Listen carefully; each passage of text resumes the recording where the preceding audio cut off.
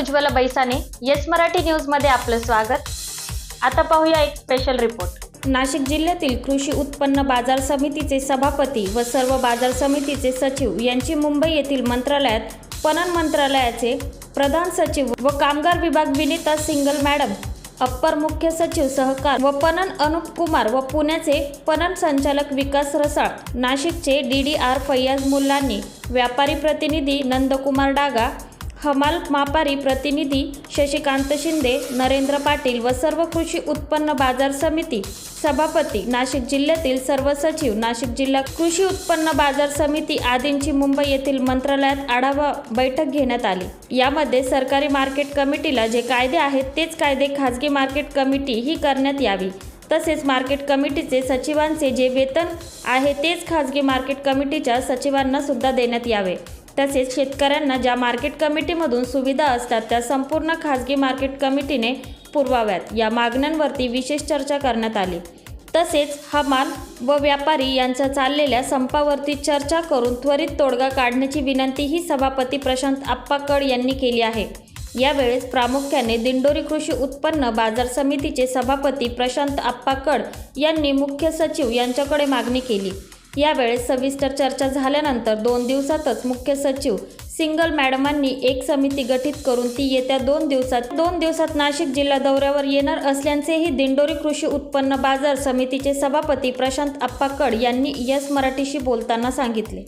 संपूर्ण महाराष्ट्रातील कृषी उत्पन्न बाजार समिती ह्या बंद असून खाजगी मार्केट डोक्यावर काढले आहे, परंतु काल मुख्य सचिव व पणनचे अधिकारी तसेच माथाडी युनियनचे अधिकारी पदाधिकारी यांची मुंबई येथे झालेल्या बैठकीत काय तोडगा निघाला ते जाणून घेऊया। आपल्याबरोबर बोलण्यासाठी आता दिंडोरी कृषी उत्पन्न बाजार समितीचे सभापती प्रशांत आप्पा कड आहेत। आप्पा नमस्कार। एकंदरीत काय सांगाल की आता काल मीटिंग झाली आहे? काल आमची सन्माननीय मॅडम विनीता सिंगल, त्यानंतर सुर्वे सर, त्यानंतर पणनचे विकास रसाळ आणि आपले नाशिकचे DDR मुलानी साहेब यांच्या सर्वांच्या अध्यक्षतेखाली आणि माथाडी युनियनचे शशिकांत शिंदे साहेब आमदार, त्यानंतर तुमचे पाटील साहेब, हे सर्वांच्या एक आणि व्यापारी असोसिएशनच्या वतीने एक मीटिंग पार पडली।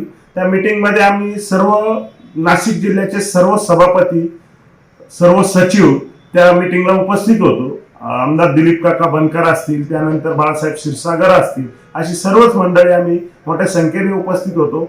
आणि त्यात एकच त्यांना आम्ही मागणी केली आहे की जसे तुम्ही खाजगी आपल्या मार्केट कमिटीला जे रोल आहे तसे खाजगी मार्केट जे ओपन झाले आता चॅलेंज करण्यासाठी आम्हाला त्यांनाही ते रोल लावा, आणि जे रोल तुम्ही मार्केट कमिटीला लावताय तशी तिथे पण हमाल मापाऱ्यांची संख्या ठेवा। त्यांनाही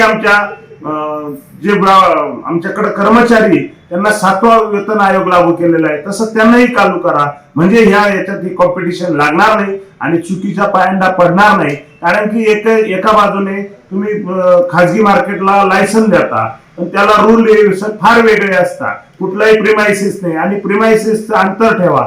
जर ज्या ठिकाणी तुमचं कृषी उत्पन्न बाजार समिती असेल ही शासनाची, तिथून कमीत कमी एक क्रायटेरिया ठरवा, 20 किलोमीटरच्या आत ते झालं नाही पाहिजे, आणि ते झालं तरी ज्या मार्केट कमिटीला जे रूल आहे तेच रूल आम्ही त्यांच्याकडे मागणी केली आहे। अन्यथा आम्ही सुद्धा सर्व मार्केट कमिट्या बंड पुकारू आणि या खाजगी मार्केटांच्या विरोधात आम्ही पण कारवाईला पुढे येऊ, असंच आम्ही सगळ्यांनी विनंती करून सिंगल मॅडमला सांगितलं आहे।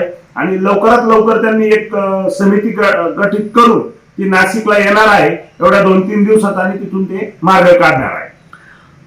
एकंदरीत तुमची सकारात्मक चर्चा झाली? हो, सकारात्मक चर्चा झाली, आणि हमाल मापाऱ्यांचे पण तोडगा निघाले त्या मीटिंग मध्ये। आता पुढच्या एकंदरीत 3 महिन्यापासून मार्केट बंद आहे। हो, आपले उलाढाल सर्व ठप्प आहे ना, मार्केट फी मिळत नाहीये, त्यानंतर हमाल मापारी बिचारे ते परेशान झालेले।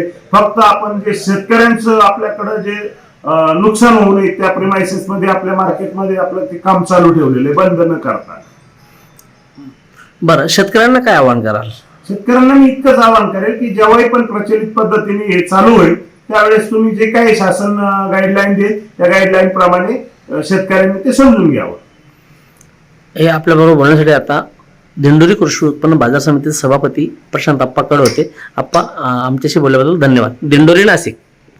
येस मराठीसाठी अतिथी संपादक शामराव सोनवणे, नाशिक. अशा प्रकारच्या ताज्या घडामोडींसाठी येस मराठी न्यूज यूट्यूब चॅनलला लाईक करा, शेअर करा आणि सबस्क्राईब करा आणि बघत रहा येस मराठी न्यूज.